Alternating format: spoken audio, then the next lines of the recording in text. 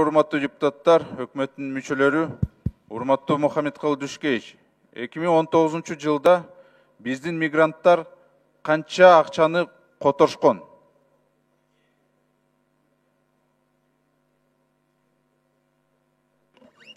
$2 миллиард 400 миллион.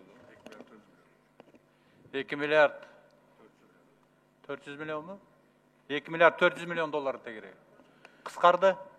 Муктаж болгон мигранттарга өкмөт канча акчаны которгон?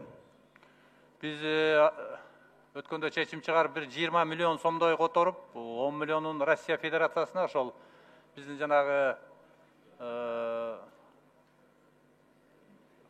хостел деп жана гостиницага жата турган тамак ашына ушуларга жардам бергенге элчиликке аны тышкы иштер министрлиги өзү карап атат.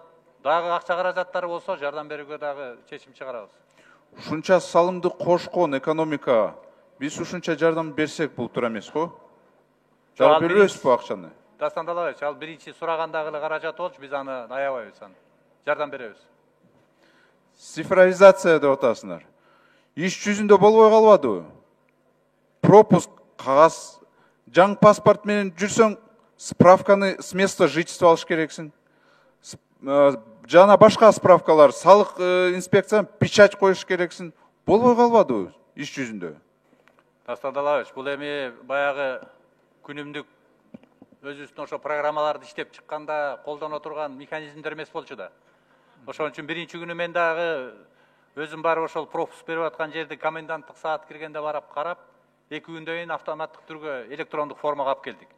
Азыр эми баягы ишкерлердин саны көбөйүп, миңдеген адамдар билип атат, кирип атат, шаарга кайра чыгып атат. Ушулардын баарын бир механизмге, бир системага алып келиш үчүн бир аз кыйынчылыктар болуп атат, аны моюнга алабыз. Бирок санариптештик иштебей калды деген туура эмес болуп калат го. Себеби дегенде биздин салык кызматы базасынан көрүп атат. Ким мисалы үчүн таксист болгон, ким кайсы ишканада иштейт, айлык төлөнөбү, төлөнбөйбү, ошону карап атышат. Анан бул жерде эмне үчүн жанагыдай кыйынчылык болуп калат? Жарандарыбыздан дагы кээ бирлери азыркы биз кое берген экономикадагы тармактарында иштебеген жарандар деле берип коюп атат да. Мен мисалы үчүн бул компанияда иштейм деп анан издеш керек. Ага бере калса туура эмес. Жанагыдай ооруга чалдыккан учурлар көп болуп калат анда. Ошон үчүн биз аны мындай текшерип, кичине аз-маз кыйынчылык болот, эми ачык айтышыбыз керек. Коррупция жанагынын баарын такташыбыз керек да. Түшүндүм. Коррупция менен күрөшүү. Энергия тармакты алсак, жоготуулар 1 миллиард 494 киловатт саат. Ошол эле кезде биздин Бишкектеги ТЭЦ 1 миллиард 220 миллион киловатт саатты чыгарат экен. Жоготуулар мына канча суммадагы болуп атат? Дастан Далабаевич, былтыркыга салыштырмалуу азыркы биз отчет берип аткан жылда 11%дан жогору жана жоготууларды түшүрдүк, коммерциялык, техникалык жоготуулардын баарын. Бирок бул жерде мен деле түшүнүп атам сурооңуздун төркүнүн. Сөзсүз түрдө жанагы автоматташтырылган системаларды киришибиз керек. Аз куяны коюшубуз керек, счетчиктерди, электрондук счетчиктерди, жана биз айтып аткан эсептөөчү борборду активдештирип, жакшылап иштетишибиз керек. Анан ошондон кийин анан жоюлат да бул. Сиз цифраны карасаңыз, бир ТЭЦ мынча чыгарып атат, а жоготуулар көп болуп атат да, өтө көп болуп атат. Эми убагында мисалы үчүн 35%га чейин жоготуу болгон да. Азыр баарын 40%га чейин болгон.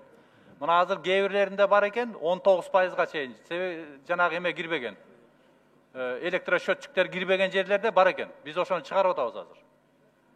Башка премьер-министрлер кылбаган жумушту кылдыңыз, безопасный город боюнча. Бирок ошол эле кезде Мухаммедкалый Дүшкеевич ДТП саны 11%га өстү. Камералар бар. Бул коррупциянын кесепети. Авариянын учурлары жанагы камералар турган именно коопсуз шаар иштеген жерде 43% азайды. Муну мен айтып бере алам. Мен да угуп атам, ушундай бир механизмдер кирип атат, штраф төлөөчү жерлерден жанагыдай тартип бузгандарды алып коюп атат деп. Булардын баарын азыр текшерип атабыз биз органдар менен. Бирок негизинен 43%-га камералар иштеген жерде азайды, а берки система бара элек жерлерде көбөйгөнү бар. Аны моюнга алабыз. Бирок быйыл ошонун баарын алып барсак, жана системанын баарын алып барсак, Кудай буйрса, анын баарын кыскартабыз. Сот реформа деп атабыз. Сот реформа эми имаратты ондо менен бүтпөйт. Имаратты ондосок дагы сот реформа ошол менен бүтпөйт да. Мына мамлекеттик адвокаттарга акчаны коштук деп атасыңар.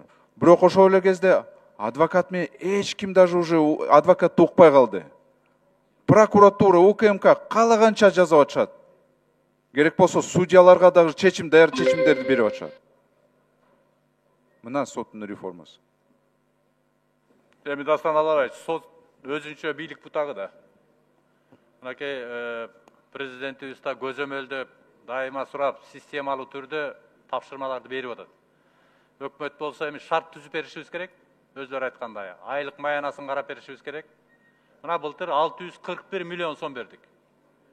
Ошол реалдуу түрдө шарт түзөлүк, видео наблюдение менен жана соттук процесстерди өткөрөлүк, коррупциялык жана механизмдер азайсын деп өкмөт болгон күч аракетин, бюджетти колдоп берип атат. Анан калган жана сиз айтып аткан механизмдерди эми сот тарапта өзүнүн аракетин кылып атат. Анан эң башкысы былтыр биз 11 миң ушу сот процессине катышкандарды окуусун өткөрүүгө каржылап бердик. Булардын баары тең ошол соттогу жанагындай туура эмес көрүнүштөрдү азайтканга алып келет деген ойдомун. Коронавирус оору акчасыз адамдарга салык катары болуп калды го. Мына 10 секунд. беткап жок болсо айып пул, справка жок болсо айып пул, машина жок болсо жөө жүрөсүн. Эми бул дагы туура эмес го. Кандай дейсиз, Мухаммед Кылдышкевич? Дастан Алабаевич, бул эми негизи баарыбызга келген оорчулук да, туурабы? Анан бул оорчулукту ар ким өзүнө тиешелүү милдетти аткарыш керек. Мисалы үчүн масканы биз эмнеге айтып атабыз? Макул өзүңдүн ден соолугуңду сактабасаң, бирок жаныңдагыларга зыян келтирбе деген эле мааниде да. Масканы ки, жана санитардык норманы сакта, бирөөгө жугузба, үйдөн чыкпа деген сөздү эми аткарыш керек да. Үйүнөн чыкпасын, маскасын кийбесин анда.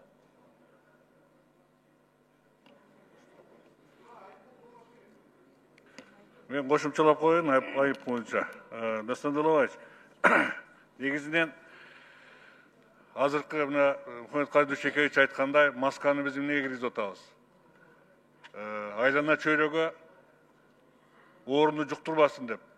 Биринчиден, экинчиден биздин республикада дүйнө жүзүндөгүдөй эле бая бессимптомный деп коет. Ооруну аныкталбай же болбосо эч кандай симптому жок, клинический жүргөн оорулар бар. Биздин арабызда. Алар билбейт да, сиз айткандай оорулугуна тагыныш керек деп атасыз. Оорулуу тагынган менен ал өзүнүн оорусун билбей жүргөндөр бар. Анан башка элге жугузса, ал туура эмес болот да. Бунун бардыгы мыйзамда каралган.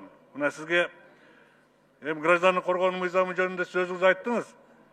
Аны бул коомдук саламаттык сактоо мыйзамында карантинден киргизүү правилалары киргизилген. Өзүңүздөр билесиздер, баягы колдоп бердиңиздер. Анан калган ошонун порядоктарын киргизүү бул өкмөткө тапшырылган ошол жерде.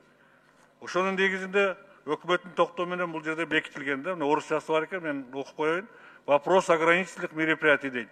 Введение ограничительных мероприятий карантина предусматривает ограничение общения между отдельными группами населения и порядок использования средств индивидуальной защиты.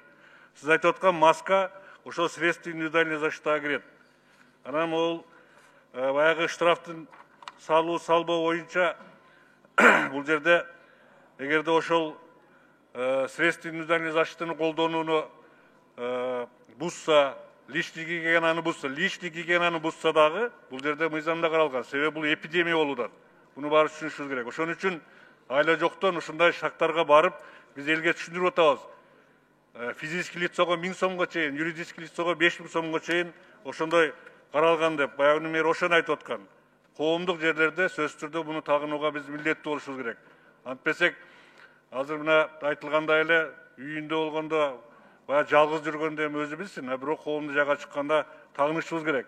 Бул бүгүнкү күндөгү контролдоп, бүгүнкү күндө карап отурган ситуацияны өрчүндөтүп жүрген бир-бешибизге жол өрчүбөшүнө жол берет. Анан кийин өзүңүз билесиз, o 1 майда, 11 майда биз экономиканын көп тармагын ишке киргиздик, көчөдө эл көбөйдү.